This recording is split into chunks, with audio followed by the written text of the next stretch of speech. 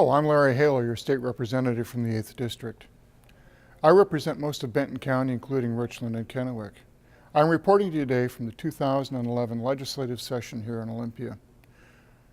Well, the first budget action of the session took place this week as the majority party in the House passed a spending proposal to try to address the nearly $600 million shortfall we have in the state budget for the remainder of this fiscal year in 2011, which ends June 30th. I have several concerns about this proposal. The first of which is the fact that it includes language that authorized 10 different fee increases. I believe the voters have spoken on the matter of tax and fee increases time and time again. If the majority party wants to raise fees, separate legislation should be introduced for each fee, and the appropriate policy committees should add their input with plenty of public comment. Another concern I have is that this proposal is not transparent. An honest, transparent budget does not push spending into the next biennium while claiming it as savings today.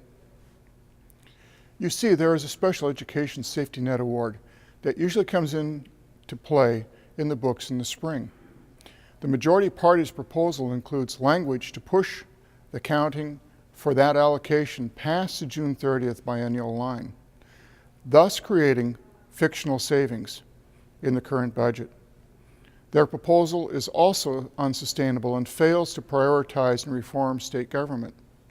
Looking ahead at the next 2-year operating budget, we know we need to eliminate entire programs in order to close the state's $4.6 billion shortfall. Why not do it now and capture those savings sooner? Why pay for programs today that we can't afford tomorrow?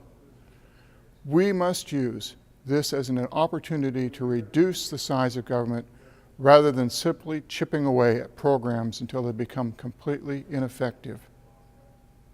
And finally, perhaps my greatest concern with the majority party's budget proposal is that it relies on retroactively taking money away from schools, $42 million. This is money that has already been budgeted and in some cases already has been used to hire teachers. If they take this money away now, it'll remove teachers from the classrooms, punish school districts for budgeting responsibly, and continue a theme of broken promises that the majority party has perpetuated in past budgets. I joined my House Republican colleagues in proposing striking amendments on the House floor that would have reduced spending by completely eliminating certain entitlement programs. And our proposal does not touch K-4 teacher enhancement dollars that are taken by the majority party's proposal. We do not believe you should take back funds that have already been budgeted and used to hire new teachers, where our school district's supposed to get their money from. How can you budget in the future if they know they have to continually be looking over their shoulders at the legislature to see if promised funds are scheduled to be recalled? Simply put, our solution begins the process of sustainable, accountable, and transparent budgeting. We are willing to make the necessary decisions to eliminate entire programs because we understand it puts us in a much better position heading into the next 2-year operating budget. I'll continue to update you on the various budget proposals as the session continues, as well as other issues that I think you might be interested in.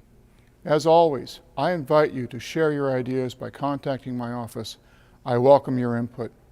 You can use my direct phone line, 360-786-7986. And again, that's 360-786-7986. Or use the toll-free hotline you see below, or send me an email. And don't forget to check my webpage for news and where you can also sign up for my e-newsletter. Thank you very much, and I look forward to hearing from you in the future.